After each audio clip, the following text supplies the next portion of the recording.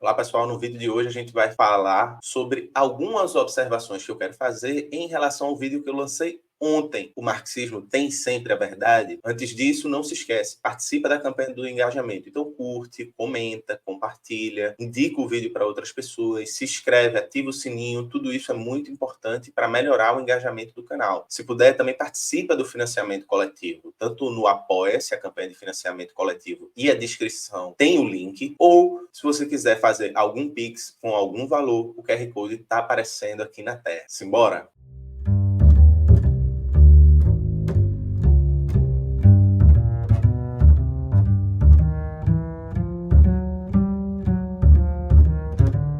Então, pessoal, eu decidi fazer esse vídeo porque um dos inscritos do canal fez algumas observações, algumas restrições que ele tinha em relação ao vídeo, algumas coisas que ele achava que podia dar a entender errado, que podia levar a uma compreensão errada, e a gente teve uma conversa muito legal, muito bacana, mostrando que sim, é possível ter discordâncias, é possível a gente discordar de visões, de pontos de vista, etc., sem se matar, sem ficar se atacando, sem ficar chamando, esculhambando a pessoa. Acho que isso é muito importante para criar um ambiente mais saudável, que é um ambiente que eu particularmente tento criar, até porque eu sou cheio de maluquice na cabeça, cheio de problema no juízo, e honestamente criar um ambiente de muita pressão para mim é algo que é muito pouco saudável. Pode ver que eu geralmente não saio fazendo react, debatendo com outras pessoas, porque eu, enfim, tenho minhas questões. Mas ele ou ela, que tá com @anônimo_S5F, fez algumas questões, foi um debate muito legal, e eu acho que realmente estava certo. Nossa querida Anônimo. Era preciso fazer algumas observações, porque sim, o vídeo tá um pouco, talvez pelo tom provocativo, talvez por eu não fazer um roteiro do que eu vou falar, ficou coisas ainda meio confusas e que podem levar a um entendimento incorreto. E, portanto, a culpa desse entendimento incorreto é minha, ou seja, eu não me fiz entender como eu gostaria de ter sido entendido. Né? E isso é importante dizer aqui, a primeira coisa, né, desse processo de observações. Quando eu faço um vídeo no canal, eu escolho um tema e vou fazer um vídeo, eu não faço um roteiro. E eu não faço um roteiro por um motivo muito simples. Eu quero ser, aqui no meu canal, para vocês, como se eu estivesse conversando sobre um determinado assunto para um amigo meu, com um amigo meu, num bar, tomando um café, enfim, sei lá, alguma coisa desse tipo, sabe? Eu quero ser espontâneo, eu não quero ser mecânico. Não tenho essa habilidade de fazer um roteiro e decorar um roteiro e sair falando a partir do roteiro decorado. Não, eu prefiro falar das coisas que eu posso contribuir dentro do que eu já estudo, dentro do que eu já leio, dentro do que eu já acompanho, dentro do que eu posso dar uma opinião genuinamente. E a partir disso, conversar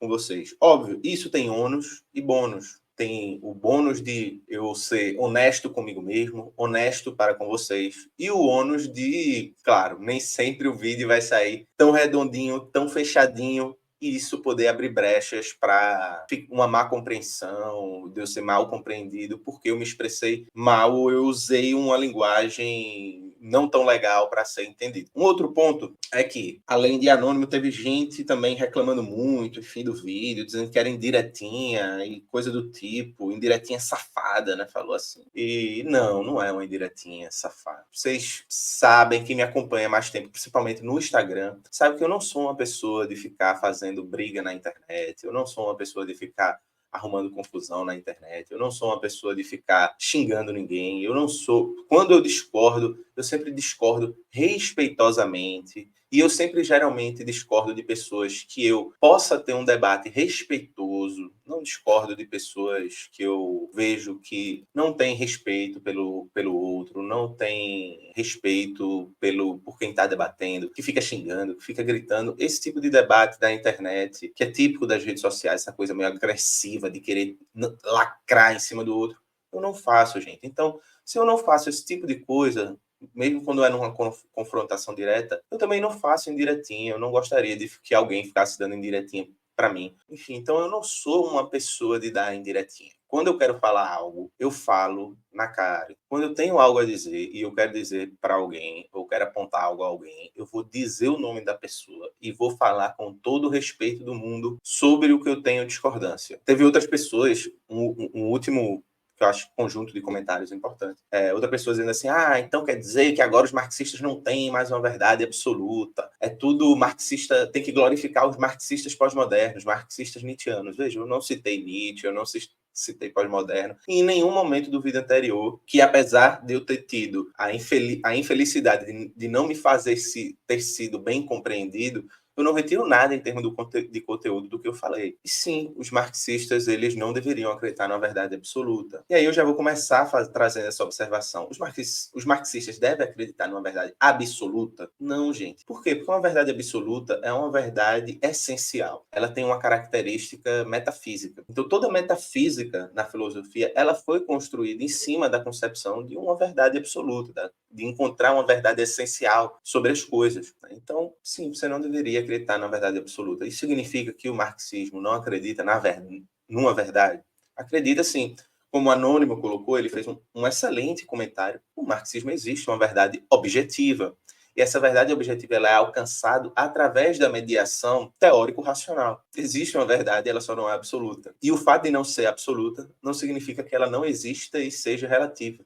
Um outro ponto, e o primeiro ponto, fundamental, acho que houve confusão, é quais eram os meus objetivos e meu direcionamento do vídeo. Meu objetivo com o vídeo eu militei durante 10 anos e tive Twitter, há 2 anos e meio atrás, foi quando eu encerrei o Twitter. Acompanho, não acompanho muita coisa de produtores de conteúdo marxista, porque eu não acompanho ninguém, exceto uma pessoa ou outra que são pessoas amigas, assim. Eu acompanho para ver o que meus amigos estão fazendo. Então, eu não acompanho, mas eu gosto. Quando aparece, assim, de indicação em Rios, tal, vendo besteira de Rios, etc., uma coisa ou outra, um vídeo ou outro, eu olho muito os comentários. E sempre chega, através de grupo de amigos, etc., tweet de aberrações da bolha marxista. A gente gosta muito de ver essas coisas. E eu percebi que é uma tendência a ver uma concepção quase que dessa visão de que o marxismo é a ciência imortal do proletariado, logo eu tenho a razão, logo eu tenho a verdade. O sujeito lá que está digitando, eu tenho a verdade. Porque o marxismo, ele detém a capacidade de desvelar a verdade, mesmo que você não faça nada, mesmo que você só basta se assumir marxista que do nada a verdade aparece assim na sua frente e acabou. Então foi diante do que eu e alguns amigos chamamos de cosplay de bolchevique do mundo digital, se comporta com o marxismo, principalmente nessas discussões inúteis entre stalinista e trotskista e afins, né, entre correntes de pensamento do marxismo, que a gente vê, ou então com desrespeito, ou a forma como lida com outros autores que não são do campo marxista, etc. Mostra, sim, que há um marxismo que acha que existe uma verdade absoluta, ou que o marxismo é um método que detém por si só a verdade. Nenhuma teoria detém por si só a verdade. Agora, ela pode ser a teoria que melhor nos dá ferramentas para a compreensão da verdade, para chegar até a uma verdade objetiva, que essa verdade objetiva é cheia de transformações, é permeada por diversos processos que faz com que você precise constantemente ir e voltar nessa verdade para reatualizá-la, inclusive para ver se ela ainda continua verdadeira. E por que eu fiz isso diante de uma bolha? Porque, querendo ou não, eu também vi isso na minha militância. Com pessoas reais, concretas. E eu fui para outros estados, vi em outros estados militantes também com o mesmo tipo de comportamento. E eu acho que se há na internet, há perfis, há grupos, há pessoas fazendo isso, eu acho, por bem, enquanto educador, que estão pretendendo fazer formação política aqui com vocês, e educação política aqui, educação teórica também, me sentir à vontade a comentar, a falar, a debater um tema, a trazer essa observação. Se você é marxista e sabe disso, saiba, perdão, acho que é isso. Minha falha de comunicação foi colocar no título, tem o marxismo a verdade, né? Tá, alguma coisa desse tipo. De fato, não era sobre o marxismo. Se você pega os debates marxistas, nenhum marxista sério acredita que o marxismo tem a verdade absoluta. Sim, o marxismo, ele é a teoria que mais nos dá ferramenta para chegar a uma verdade objetiva. Mas ele não tem a verdade absoluta. Você não vai ler Marx e de nada a verdade se revelará. Até porque, como disse Zé Paulo Neto, e essa é uma observação muito interessante, o marxismo ele é fundamental para compreender o mundo contemporâneo, mas ele é insuficiente. Isso significa que ele não dá conta de tudo. Preciso ir além, é preciso se aprofundar, é preciso estudar. E, por fim, eu acho que o último ponto é qual é a minha leitura do marxismo e da sua relação com a verdade e quais são minhas restrições. Então, acho que um ponto é entender que o marxismo, como eu falei, ele é a teoria, ao meu ver.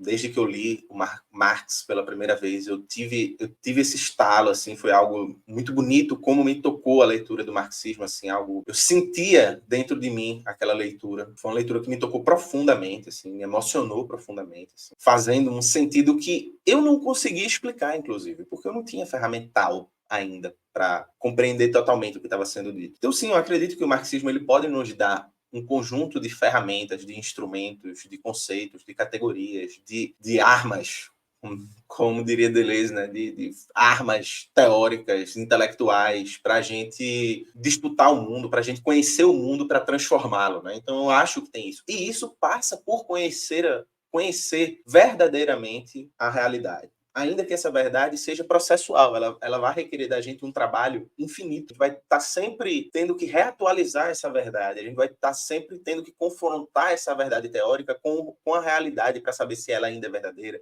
se ela mudou, como mudou, por que mudou, e assim por diante. Nesse sentido, a verdade não é absoluta, por óbvio, ela é objetiva, você tem que objetivamente construir teoricamente a verdade. Qual é o meu medo e por que eu acho que meu medo, minhas restrições, e porque eu acho que esses medos e essas restrições se confirmam nesse grupo de pessoas que tomam o marxismo como uma verdade quase revelada, messiânica, idealista, metafísica, chamem como quiser, que tomam o marxismo como, em si mesmo, o resolvedor de todos os problemas e assim por diante. Porque a razão e a ciência, né, que tem ali a sua fundação, seu momento de brilho, de despertar ali na modernidade, ela sim é uma linguagem das mais precisas, né? A ciência, a razão, ele produz uma linguagem das mais precisas do ponto de vista de conhecimento da realidade e de ferramental para conhecer a realidade, mas ela não significa que ela é, por si só, capaz de tudo. Ela não é tão poderosa assim. E veja, desde os debates pré-marxistas da filosofia, essa impressão já se fazia em filósofos como Hume. O próprio Kant vai tentar salvar a razão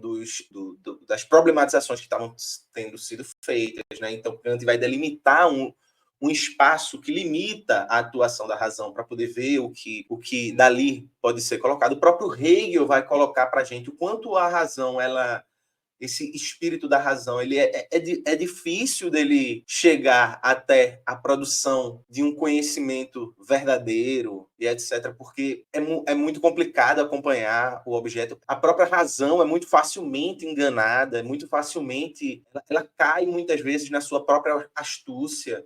Né? Então, você tem todo um debate já anterior a Marx, que não toma a razão como um grande farol inquestionável. Ele, por ser um grande farol, que ele precisa o tempo todo questionar a si mesmo. Ou seja, uma característica da razão, da produção do conhecimento científico, etc., é um certo ceticismo diante desse próprio conhecimento e diante dessa própria capacidade da razão de produzir esse conhecimento. Por exemplo, um exemplo que sempre se dá na filosofia da ciência, etc., é o do Sol, nascer do Sol. Todo dia o Sol nasce. Significa que amanhã o Sol vai nascer? Muito possivelmente sim, mas não necessariamente. Ou seja, é verdade que o Sol vai nascer todos os dias? É uma verdade absoluta que todos os dias, até o fim dos tempos, até a eternidade, o Sol vai nascer? Não, não é verdade. Então não existe uma verdade absoluta em relação a que o Sol vai nascer todo dia. Ele vai nascer todo dia amanhã e pelos próximos bilhões de anos até que ele vai deixar de nascer. Ele vai engolir a Terra, ele vai se expandir, vai virar uma gigante vermelha e vai engolir a Terra e vai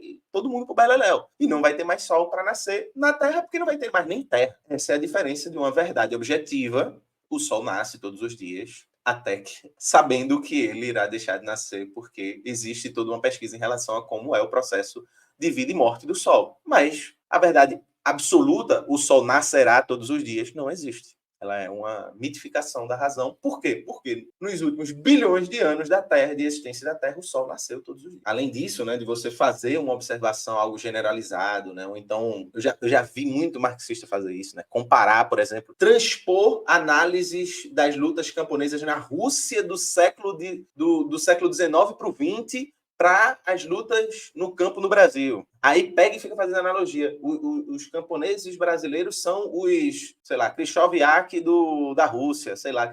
Às vezes eu acho que o marxista inventa nome da Rússia para apelidar as coisas, porque eu mesmo não acompanho esses nomes russos, não. Isso não é produção de verdade. Você não está conhecendo nada do Brasil fazendo isso, percebe? Você precisa de um trato, você precisa de crítica, você precisa de ceticismo, você precisa de duvidar, você precisa, sabe, você precisa trabalhar, de um esforço, de um trabalho da razão. Por quê? Porque a gente tem que ter cuidado para a razão não eclipsar a gente. Esse é o segundo e último ponto. A razão não pode se tornar fetichizada. Ela não pode eclipsar, como vai dizer Horkheimer, né? Horkheimer tem um texto muito bonito. Inclusive teve gente, pausa aqui. Teve gente nos comentários dizendo assim, a escola de Frankfurt é pós-moderna. Bicho, se a escola de Frankfurt é pós-moderna, sendo que o pós-modernismo o termo foi cunhado e a escola surge com a publicação de A Condição Pós-Moderna em 1979, então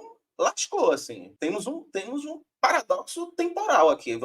Precisamos chamar Einstein para resolver isso. Então, o pós-moderno, Horkheimer, fala no texto o eclipse da razão. Leiam o eclipse da razão, para não sair falando que todo mundo é pós-moderno, que frankfurtiano é pós-moderno. Meu Deus do céu. Leiam o eclipse da razão. É um texto onde ele vai defender a razão de um processo histórico que ele já estava percebendo naquela época de eclipse da razão. Percebe? Ele está tentando salvar a razão de um processo de apagamento da razão. E um desses processos que Horkheimer coloca é justamente entender que a principal capacidade da razão, que é a crítica, ela também tem que se voltar para a própria razão, para que a razão não se mitifique em si mesma, não se torne um mito. Ou seja, se Deus, os deuses, os espíritos eram capazes de explicar toda a realidade, agora é a razão. A razão é capaz de explicar tudo, a razão é capaz de dar conta de tudo por ela mesma. Isso você termina mitificando a razão, transformando a razão num mito, num ente supremo, autônomo da concretude histórica da sua produção. Ou seja,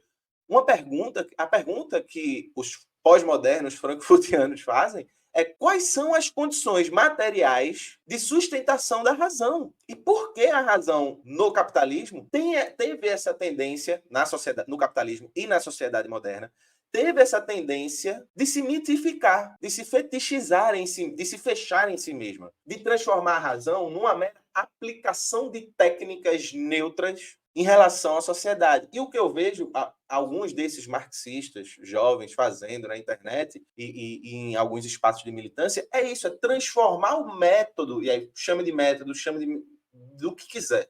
Vou chamar de método. Transformar o método marxista numa espécie de funcionalismo que basta você aplicar o método marxista que a verdade se revela. Não é assim. Você está o quê? Mitificando um processo teórico, científico e racional, fazendo com que esse processo racional se torne entificado nele mesmo. Ou seja, ele por si só basta, e quando ele toca o real, ele já revela a verdade. Não é assim. Tanto que tem marxistas que fazem péssimas leituras do mundo, da realidade, do Brasil, da economia, da subjetividade, enfim. Tem pessoas de outras vertentes teóricas que fazem excelentes leituras, e tem marxistas que fazem excelentes leituras, e gente de outras áreas que fazem péssimas leituras. Isso significa que, então, qualquer método teórico, qualquer formulação teórica, qualquer lógica, qualquer ontologia vale? Está justificada? Todas estão certas? Não. Na minha visão, o marxismo está correto nas ferramentas que produziu, nos conceitos que produziu, nas categorias que produziu. Mas a gente tem que olhar para o marxismo do mesmo jeito que olha para outras teorias. Criticamente. Criticamente. O que foi que Lenin fez com Rosa Luxemburgo? Leu Rosa Luxemburgo criticamente e apontou limites, apontou contradições. E o que foi que Rosa Luxemburgo fez com Lenin? Leu criticamente, apontou críticas, apontou contradições. O que foi que Althusser fez com Marx?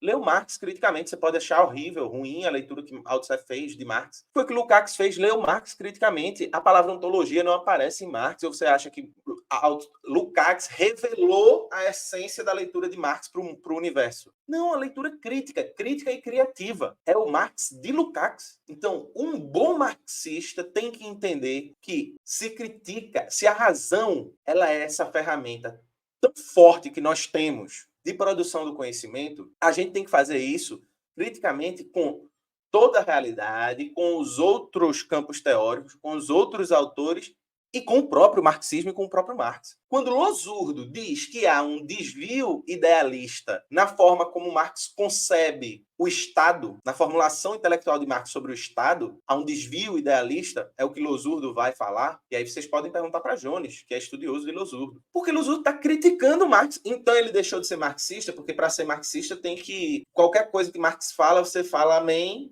e segue a vida. Não! E sabe o que é? E sabe o pior? Por exemplo, eu concordo com o Losurdo. Eu acho que Marx tem um desvio idealista na concepção que ele faz sobre o Estado, sabe? Então, assim, isso é refletir racionalmente em busca de depurar as nossas ferramentas intelectuais para encontrar uma verdade ou verdades, porque não só é um objeto que a gente pode estudar, verdades. E um mesmo objeto tem várias verdades, né? No sentido de que ele é complexo, é multifacetado, e ele é composto por como diz o próprio Lukács, né? Um complexo de complexos, e, portanto, você tem que produzir muitas verdades, porque há muitas processualidades e complexidades dentro de cada objeto. Ou seja, você tem que olhar isso criticamente. Tem que olhar, inclusive, a própria razão criticamente. Para não se fetichizar, para não se tornar um ente em si mesmo, para não se tornar desligada do mundo. Porque a desconexão da razão que se torna entificada, mitificada, é você esquecer que essa razão só é como é porque ela é histórica, porque ela é concreta, porque ela é material. Existem condições histórico-materiais para a razão ser desse jeito específico. Isso significa que se esse mundo é o mundo do capital e que produz fetichismo, alienação, estranhamento, opressão, exploração, dominação, significa que essa razão reflete tudo isso. Ela não é neutra, a não ser que você acredite que a razão é um ente acima da processualidade histórica. A razão está aqui, ela pode ser usada pelo burguês para lhe oprimir, ou pode ser usada pelo proletariado para se emancipar. Mas ela é neutra, ela em si é neutra. Não, ela é contraditória porque materialmente a sociedade constitui a razão, é contraditória. E dito isso, a gente precisa tratar a razão criticamente e racionalmente, mas sem confiar completamente nela. Percebe? Contradição performativa. Você usa, desconfia, critica e vai depurando e vai jogando com a razão para tentar tornar ela um instrumento mais seguro, mas sempre desconfiando, sempre com um certo ceticismo, não da razão, mas da racionalidade que constitui a razão. Então, assim, gente, claro que esse vídeo ficou bem cabeçudo aqui no final, mas eu acho que, em última instância, precisou porque os debates levaram para isso, né? Então, acredito eu que os pontos são, para a gente resumir e encerrar esse, como dizia Simone de Beauvoir, esse mal-entendido. Simone de Beauvoir tem um excelente livro chamado Mal-Entendido de Moscou. Então, esse mal-entendido no YouTube não é uma indireta, eu não dou indireta, gente. Eu tô com 35 anos, eu não faço isso mais, não.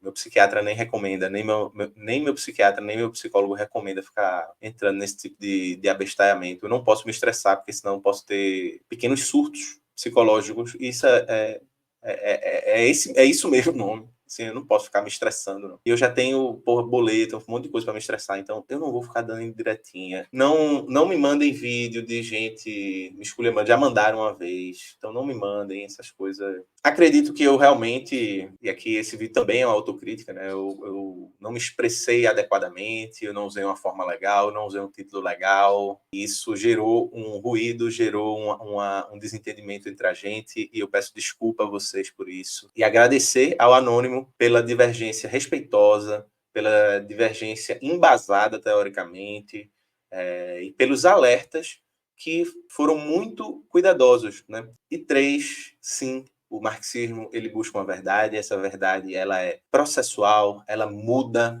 ela se transforma, e ela se transforma porque ela é material, porque ela é histórica, porque ela é processual, porque ela se contradiz consigo mesma, como diz Hegel. Ela muda, ela produz sua própria negação, e aí vai para o outro lado. E por conta disso a gente tem que ter muito cuidado nas armadilhas, né? Nas armadilhas que a razão pode provocar em se fechar em si mesmas, se fechar no seu primeiro olhar, se fechar em seus próprios referenciais, em tomar a sua própria construção teórica, seja ela qual for, no caso aqui a marxista, como um mero manual que se aplica à realidade e é neutro, e por conta disso se aplica à realidade e você desvela a verdade e está dado a solução. Não é bem assim. A gente precisa também usar esse poder que a razão tem, da crítica, talvez seja o poder mais importante que a razão tem, para encontrar, inclusive, os limites e as aporias, os becos sem saídas que a própria razão coloca a si mesma, porque a razão não é uma habilidade humana supra-histórica. Ela depende da racionalidade de um tempo, de uma época, porque nós somos materialistas, né? Não há nada que escape da processualidade histórica, nem a razão. A gente precisa entender as condições de possibilidade do fazer e do agir racional. Para quê? Para que a gente não tome a razão e nenhuma teoria, nenhum desenvolvimento intelectual e racional como um fim em si mesmo, como fetichizado, como que numa varinha mágica ele desvela a realidade porque ele é. Então, essas foram as observações. Muito obrigado. Espero que nos próximos vídeos eu consiga ser uma pessoa mais, né, explícita nas coisas que eu estou falando, de uma maneira mais legal, mas é assim, como falei para vocês, nos meus vídeos eu geralmente não faço roteiro, eu gosto de conversar com vocês como se eu estivesse conversando no sofá de casa, tomando um café, ou numa mesa de bar, conversando com os amigos. E, porventura, tem dias que talvez minha cabeça esteja um pouco mais embaralhada e aí as argumentações saiam mais embaralhadas. Mas é isso. Valeu, até a próxima. Vamos continuar os debates respeitosos, educados, sem insinuações, enfim. Se verem gente me xingando aí que eu soube que já teve, enfim, não me mandem, não quero saber. Enfim, me mandem bolo, formigueiro e café que eu gosto. Beleza? Valeu, tchau, tchau e até a próxima, gente.